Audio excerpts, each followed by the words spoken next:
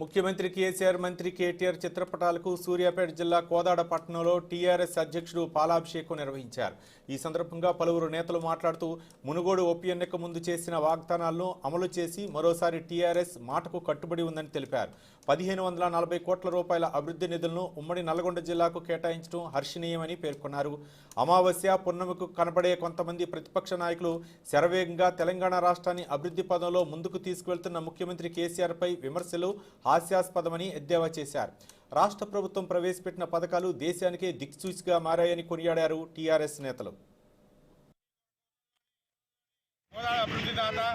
గౌరవనీయులు స్థానిక శాసనసభ్యులు గొల్లమలయ్య గారి ఆదేశాల మేరకు నిన్న మునుగోడులో రాష్ట్ర ఐటీ శాఖ మంత్రి వర్యులు తారక రామారావు గారి ఆధ్వర్యంలో మంత్రి బృందం వచ్చి మునుగోడు ఎలక్షన్ల ముందు మన ముఖ్యమంత్రి గారు వాగ్దానం చేశారు.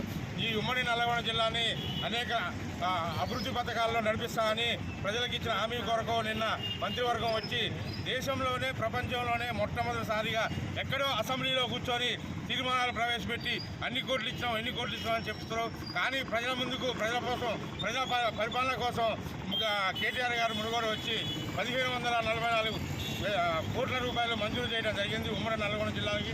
ఈ 1544 కోట్ల రూపాయల్లో మున్సిపాలిటీలకి, పల్లెలకి, పట్టణాలకి, అనేక విధాలుగా తండలకి మరియు ఉన్నత విద్య అభ్యసించే విద్యార్థి సౌకర్యార్థం కూడా, అదేవిధంగా లేబర్